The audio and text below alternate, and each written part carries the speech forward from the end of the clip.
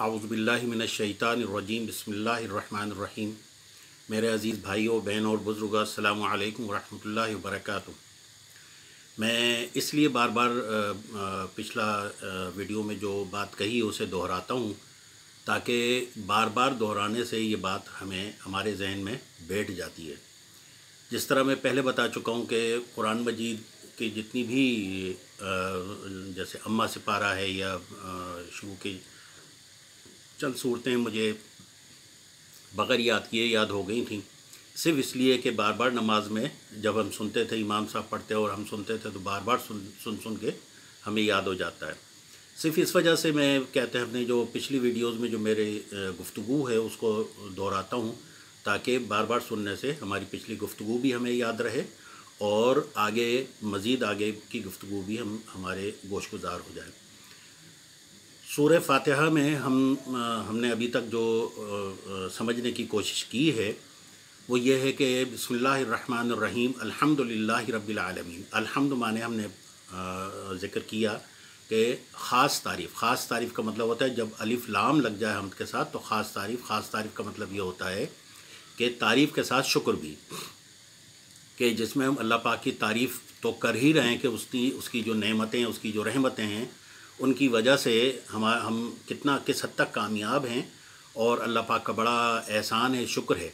तो मतलब शुक्र के साथ उसकी तारीफ़ बयान करना। इसके साथ हमने रब्बिल आलमीन का जब हमने ज़िक्र किया तो रब पर हमने मेरा ख़्याल है बहुत ज़्यादा हमने इसके ऊपर गुफ्तगू करने की कोशिश की जो बहुत कम है। यानी रब वो है जिसे हम ज़िंदगी भर अगर यानी उसकी तारीफ़ें बयान करते रहें, तारीफ़ हम मुकम्मल बयान नहीं कर सकते। सिर्फ हमने थोड़ा सा जानने की कोशिश की और कहाँ तक कामयाब हुए कहाँ तक नाकाम हुए ये रब ही जानता है, लेकिन हमने थोड़ा सा उसे ज़िक्र करने की कोशिश की। हालांकि रब की जो डेफिनेशन की जब हम ज़िक्र करते हैं तो उसमें कुल कायनात के हवाले से कुल कायनात की रहमतें और बरकतें और उसकी जो मिल्कियत है उसके हवाले से हम जिक्र करना चाहते थे, लेकिन चूँकि वक्त बहुत महदूद है और हमें अभी बहुत कुछ सफ़र तय करना है, इस वजह से हम मुख्तसरन जो ज़िक्र कर सकते हैं वो हम ज़िक्र कर रहे हैं। तो रब के हवाले से हमने अभी तक जो तख्लीक़ात का ज़िक्र किया, हमने अभी तक यूटिलिटीज़ का ज़िक्र किया, हमने अभी तक ज़िक्र किया कि उसकी रहमतें हमारे अंदरूनी अजसाम पे क्या हैं, हमारे अंदरूनी अजसाम का मालिक है, वो हमारे अंदरूनी अजसाम का मालिक है। जब हमारे अंदरूनी अजसाम का मालिक हुआ तो फिर अंदरूनी जितनी भी बीमारियां हमारे अंदर आती हैं उनकी रेक्टिफिकेशन, उनकी रेमेडीज़ सिर्फ़ और सिर्फ अल्लाह पाक की ज़ात के पास है। अल्लाह पाक चाहे तो उस चीज़ को यूँ चुटकी बजाते सॉल्व कर दे। जैसे मैंने ज़िक्र किया था कि शदीद परेशानी के आलम में जब सजदे में गए तो अल्लाह पाक ने यूँ एकदम ऑफ़ कर दिया हर चीज़। तो अल्लाह पाक हर चीज़ पे क़ादिर है, जो मतलब कोई भी परेशानी हो, कैंसर हो, शुगर हो, कुछ भी हो। इसके लिए आप अक्सर सोशल मीडिया पे देखते रहते हैं कि किसी को कैंसर हो गया तो उसके लिए ये दुआ पढ़ें, किसी को शुगर हो गई तो उसके लिए ये दुआ पढ़ें। मतलब कहने का ये है कि इलाज सुन्नत है, लेकिन अल्लाह पाक पे अक़ीदा ये ईमान है, और जब तक ईमान हमारा मुकम्मल नहीं होगा तो समझ लें कि हमारी ज़ात मुकम्मल नहीं हुई। यौम हशर जब अल्लाह पाक हमारे सामने होगा और हमसे सवाल करेगा कि क्या कुछ लेकर आए, तो हम कहेंगे अल्लाह पाक अद्वियात जो दुनिया में छोड़ा है, मकान दुनिया में छोड़ा है, दुकान दुनिया में छोड़ा है, मालो दौलत दुनिया में छोड़ा है, सब कुछ दुनिया में छोड़ा है, आज खाली हाथ है। अल्लाह पाक कहेगा कि काश उस वक्त तुम रब को पहचानने की कोशिश करते तो आज खाली हाथ ना होते।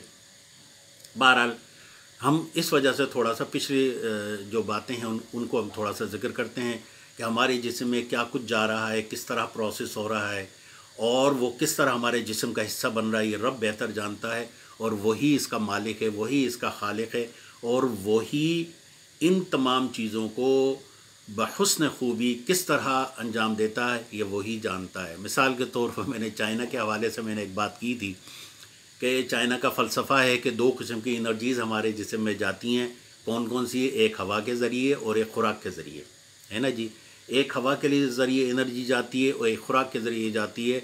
ایک کو کہتے ہیں تاچی، ایک کو کہتے ہیں کوچی۔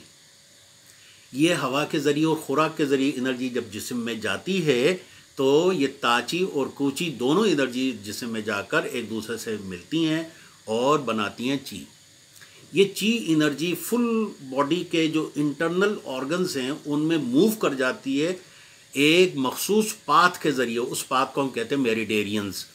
یہ پاتھ اگر ہمارا بیلنس ہوگا، یعنی انرجی اگر بیلنسلی موو کر رہی ہوگی ایک آرگن سے دوسرے آرگن کی طرف، تو ہماری صحت جو ہے وہ نارمل ہوگی، یعنی صحت مند ہمارا جسم ہوگا۔ اور اس کی ملکیت صرف اللہ پاک کی ہے۔ انرجی کو کس طرح جسم میں داخل کرنا، تاچی کوچی کو کس طرح ایک دوسرے سے ملا کر چی بنانا، اور اسے میریڈیرینز کے ذریعے جسم میں کس طرح نارمل یعنی بیلنس اس کا قائم کرنا، یہ صرف اور صرف اللہ پاک کی ذات کے لیے ہے۔ اسی طرح ہم نے مختلف ریمیڈیز کے حوالے سے بات کی کہ اللہ پاک کے حکم سے تمام چیزوں میں یوٹیلیٹیز ہوتی ہیں، ہم انہیں استعمال کرتے ہیں صرف اس لیے کہ اللہ پاک نے جب انسان کو بنایا تو انسان کی مینٹیننس کی خاطر اللہ پاک نے کائنات تخلیق کر دی۔ یہ زمین، نباتات، حیوانات، پودے، چرند پرند اور کیڑے مکوڑے جو کچھ بھی اللہ پاک نے پیدا کیا، یہ انسان کی فلاح و بہبود کے لیے اور انسان کی مینٹیننس کے لیے پیدا کیا۔ اور پھر فرمایا کہ اب تمہیں دماغ دیا، عقل سمجھ دی، شعور دی، علم دیا، ڈھونڈو، سرچ کرو، ریسرچ کرو تاکہ ہم اس کو سرچ کریں، بار بار ڈھونڈیں اور اپنی ریمیڈیز تلاش کریں۔ تو اس کے بعد ہم نے ذکر کیا تھا بسم اللہ الرحمن الرحیم، الحمدللہ رب العالمین، الرحمن الرحیم، مالک یوم الدین۔ الرحمن الرحیم پر ہم نے ذکر کیا تھا کہ وہ رحیم بھی ہے تو رحمان بھی ہے، اگر وہ رحمان ہے تو رحیم بھی ہے، جوش ہے، ولولہ ہے نا جی۔ آپ مانو یا نہ مانو، اللہ پاک کے منکر ہو جاؤ، لیکن وہ آپ کے لیے رحمان ہے۔ لیکن اگر آپ کہتے تو اللہ اکبر، سبحان اللہ، لا الہ الا اللہ، محمد رسول اللہ صلی اللہ تعالیٰ علیہ وآلہ وسلم، تو آپ کے لیے رحیم بھی ہے۔ اسی طرح پھر ہم نے جا کے بات کی تھی مالک یوم الدین، جس دن ہمارا حساب ہوگا اس دن کا مالک بھی اللہ رب العزت ہے، یعنی اس دن کوئی سفارش کام نہیں آئے گی، کچھ بھی کام نہیں آئے گا، صرف اللہ پاک اس دن ہم سے پوچھے گا کہ کیا لے کر آئے۔ اس دن پھر ہم اللہ پاک کے سامنے خالی ہاتھ ہوں گے، یا اللہ پاک جو کمایا جو کھایا وہیں چھوڑ کر آ گئے۔